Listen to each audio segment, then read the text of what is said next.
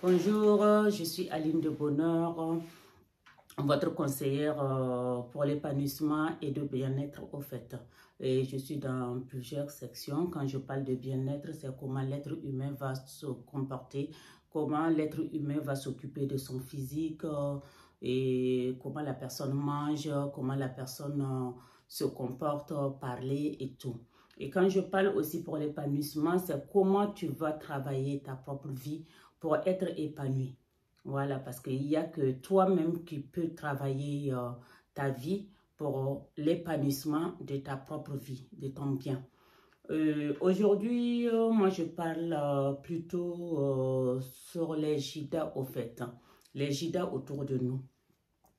Il y a certaines personnes qui ne connaissent pas les JIDA autour d'eux, ou ils savent que c'est les JIDA, mais ils continuent à être avec. Vous les traînez de partout dans votre vie.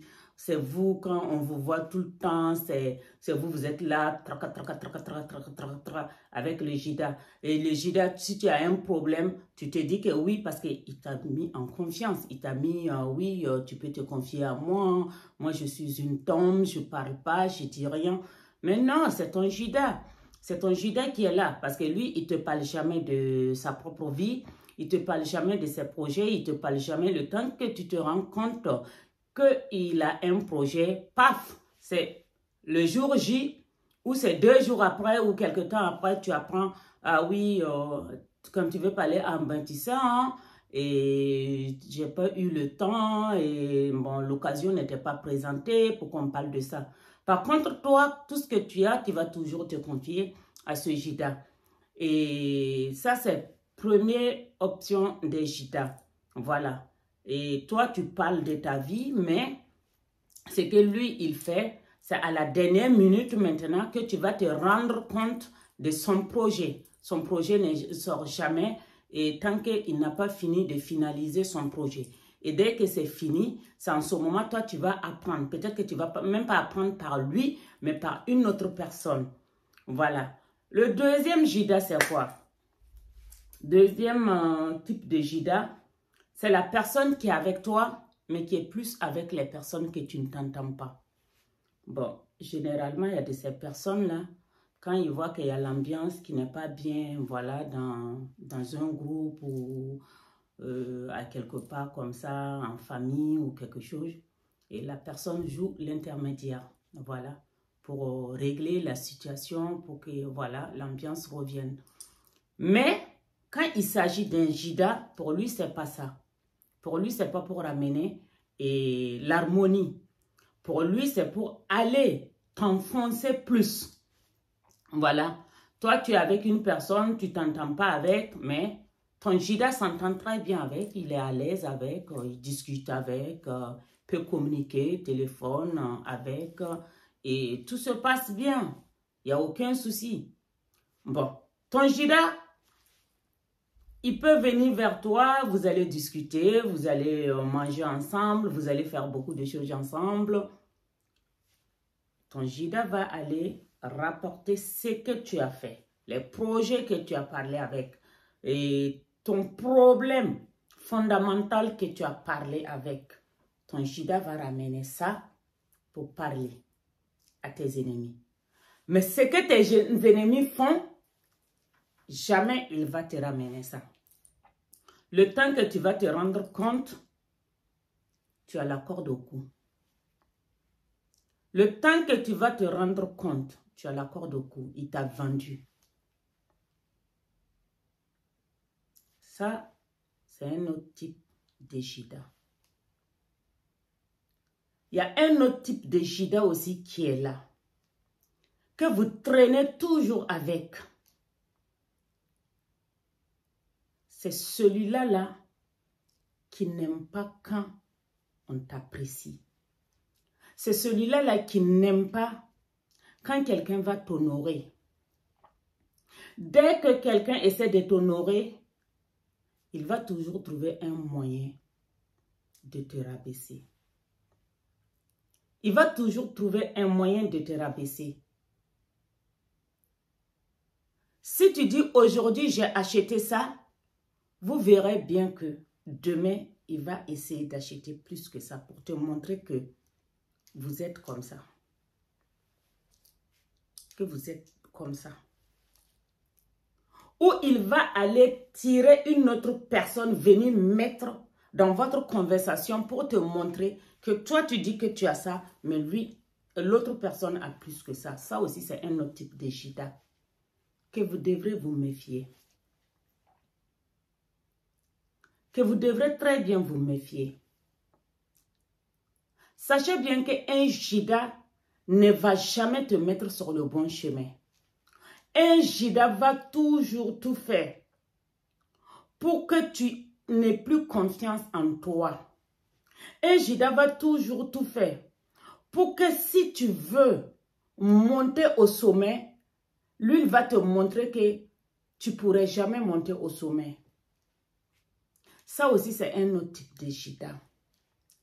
Et cela se passe très, très souvent avec nos amis, avec nos familles, avec notre entourage. C'est toujours comme ça. Mais pourquoi vous traînez avec?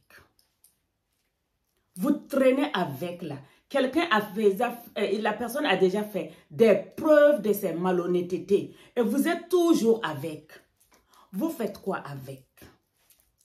Qu'est-ce que vous allez faire avec? Quelqu'un qui t'a déjà montré que tu n'es pas son ami. La personne t'a déjà montré que tu n'es rien dans la vie. Et c'est toi qui es toujours avec. Qu'est-ce que tu cherches avec? Mes sœurs et frères, qu'est-ce que vous cherchez avec des personnes comme ça? Tu as un emploi. Par exemple, ici, bon, quelqu'un aussi peut aller gâcher ton travail. Mais en Afrique, très souvent, et dans d'autres pays, tu vas voir que dans l'entreprise où tu allais déposer tes dossiers, c'est quelqu'un avec qui tu allais, c'est ton ami et tout. Et lui, il va passer par derrière pour aller rien que te casser là-bas, te montrer que tu n'es pas à la hauteur de ce boulot. Qu'est-ce que vous cherchez avec? Vous ne savez pas qu'il y a de ces personnes-là, des numéros que vous devrez bloquer sur votre portable. Vous ne savez pas qu'il y a des personnes que quand on vous appelle là, vous ne répondez plus. Parce que la personne vient toujours vers toi pour savoir ce que ton programme. Et quand la personne n'a pas ton programme, ça lui fait mal. Quand la personne n'a pas ton programme là, ça lui fait mal. Et c'est vous, vous êtes toujours avec. Qu'est-ce que vous cherchez avec toutes ces personnes-là? Qu'est-ce que vous cherchez avec? La personne a déjà fait ses preuves. La personne t'a déjà montré qu'il n'est pas honnête. La personne t'a déjà montré qu'elle n'est pas honnête. La personne t'a déjà montré qu'il peut te christifier. Regardez bien dans la Bible, qui a christifié Jésus? Ce n'est pas Judas. Il était jaloux de qui? Jésus. Quand il partait pour vendre Jésus là, il savait bien que là où il est parti parler par rapport à Jésus là, on voulait le tuer. Il a fait amitié là-bas. Il a fait un contrat là-bas. Un contrat de tuer Jésus. Mais quand il est revenu, malgré que Jésus c'est son maître là, il n'a même pas pu expliquer à Jésus. Il a caché ça à Jésus. Et ceux qui lisent la Bible, retournez dans la Bible, vous allez voir. Est-ce qu'après la mort de Jésus, quand Jésus est revenu là, est-ce que vous avez vu un seul passage, un seul chapitre de la Bible qui montre que Jésus a demandé d'après Judas? Est-ce que vous avez vu un passage où Jésus est reparti voir les pharisiens? Il est resté avec ses disciples. Il est resté avec ses disciples. Faites attention. Faites attention avec ceux qui vont vous christifier. Jésus, lui, il était venu pour mourir pour nous. Mais nous, on ne peut pas mourir pour quelqu'un parce qu'on a des enfants, on a des projets, On a une vie. Dieu nous a donné cette terre-là. C'est pour nous de cultiver, de faire des bonnes preuves. Et vous, vous êtes là à traîner avec des gidas comme ça. Tu es allé avec une copine, chez ton copain. Demain, ton copain et toi, ça ne va plus. Mais c'est elle qui s'entend avec ton copain. Mais c'est elle toujours ta copine. Qu'est-ce que vous cherchez? Qu'est-ce que vous cherchez avec?